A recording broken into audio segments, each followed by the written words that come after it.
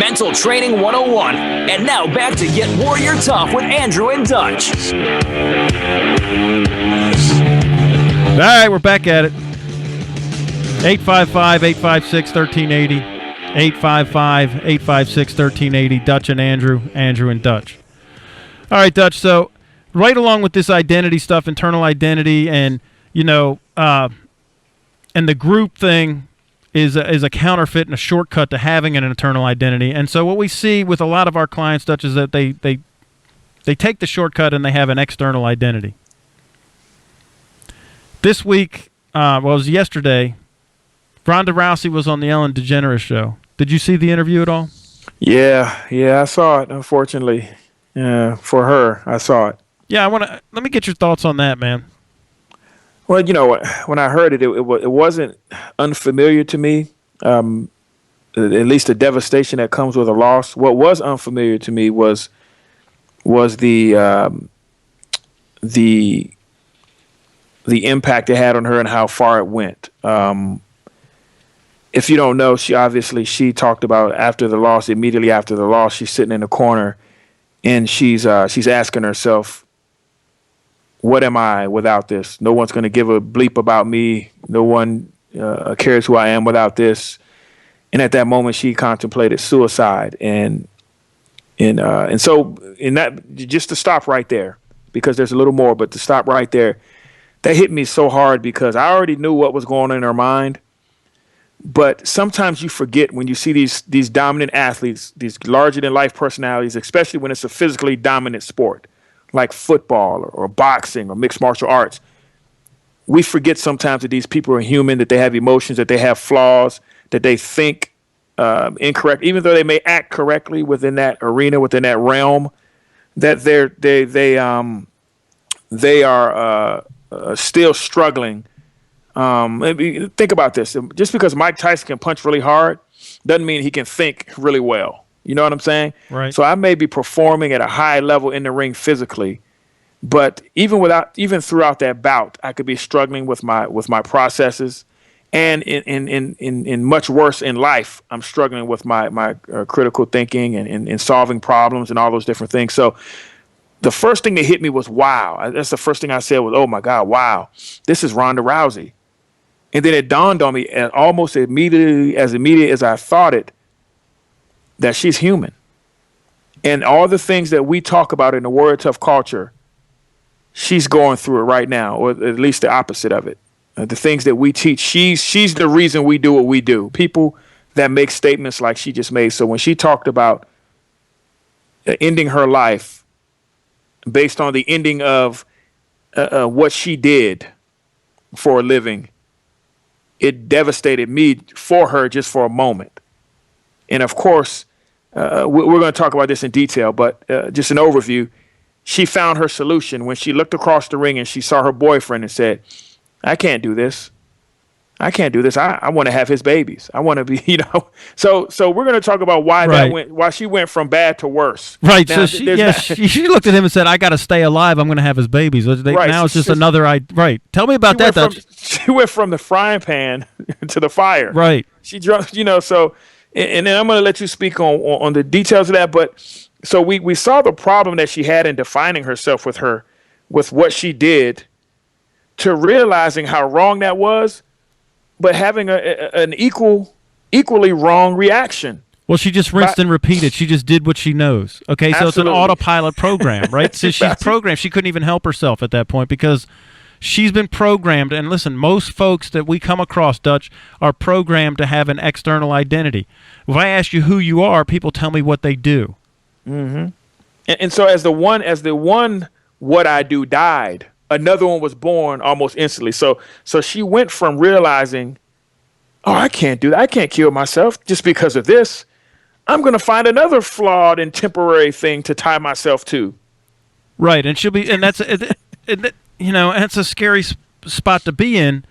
I mean, if you find yourself in that spot, we can help you with that. You need to get out of that cycle, because it's just it's a downward spiral of external to external to external. And I use a lot of, when I'm on the I always say the trail, right? When I'm on the stump, when I'm going out across the country and I'm speaking to audiences, I use folks like, and you're in Penn State country, man. I use Joe Paterno as an example and Bear Bryant.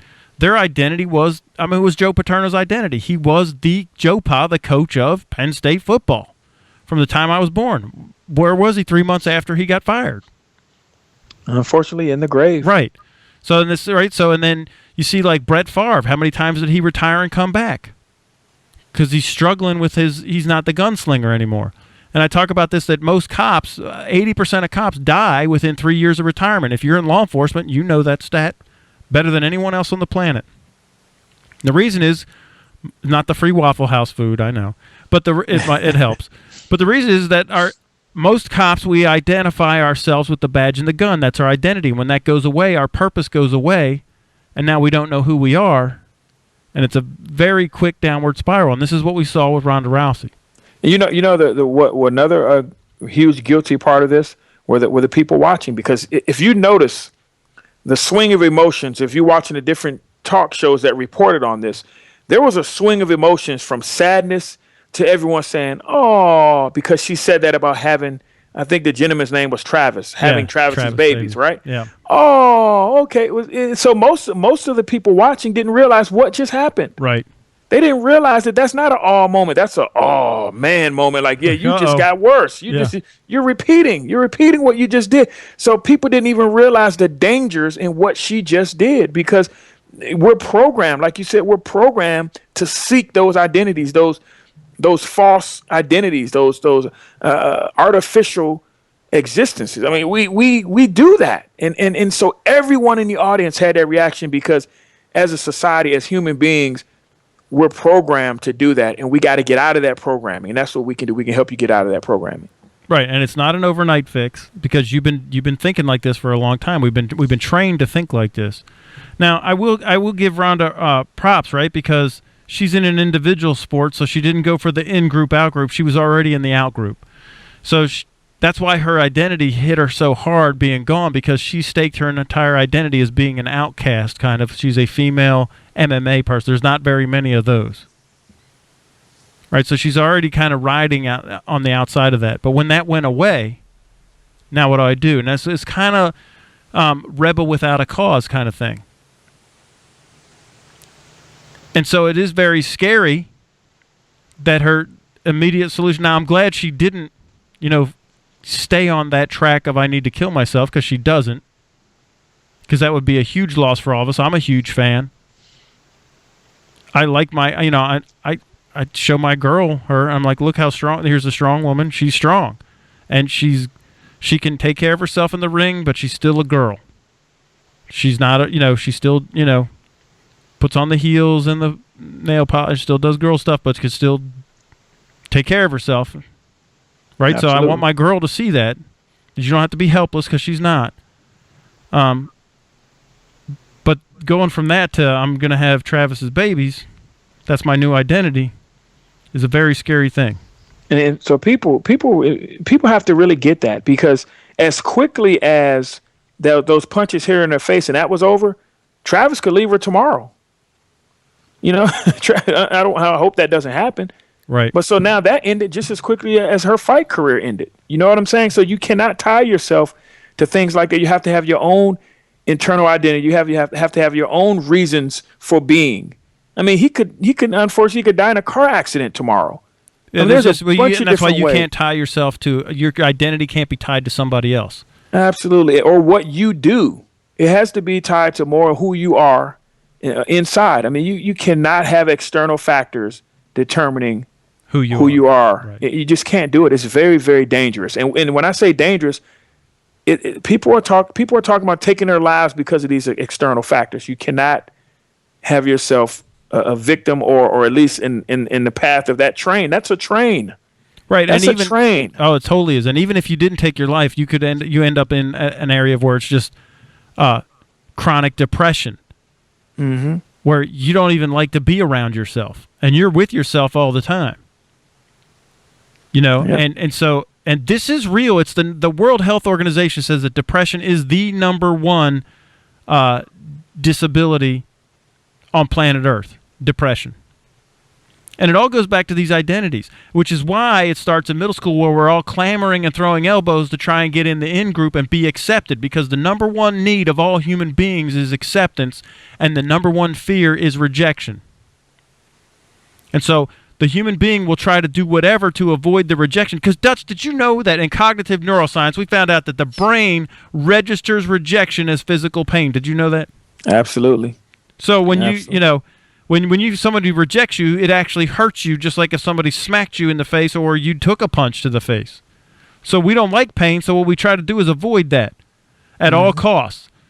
And so we do really crazy stuff and bad behaviors, self-destructive behaviors, and we'll go run with a crowd that may have a car wrapped around the tree because when we were teenagers, right, we did that crazy stuff because we were afraid to get rejected. Mm-hmm. Now, you know what you did? You just confirmed what people have been wondering.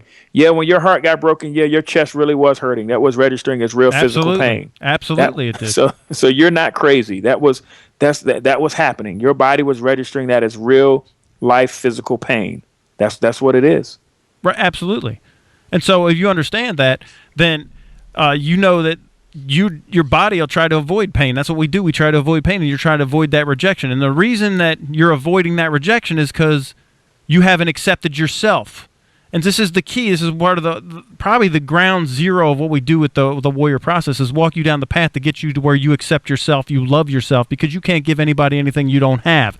And you can't accept anybody else. So this is funny because I'm looking at these, it starts in middle school. The elbows are out. Everybody's looking, right, to get accepted from people that can't give you acceptance because they haven't even accepted themselves. So I'm looking to not get rejected, but there's nobody that could accept anybody.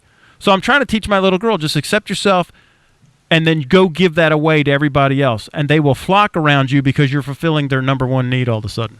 Absolutely. It doesn't matter if other people think you're beautiful. Do you think you're beautiful? Do you know you're beautiful? I have those discussions with my 11-year-old. Again, middle school, 6th grade is a monster, man. And you got to have these conversations, and we talk about these things, and I reinforce it.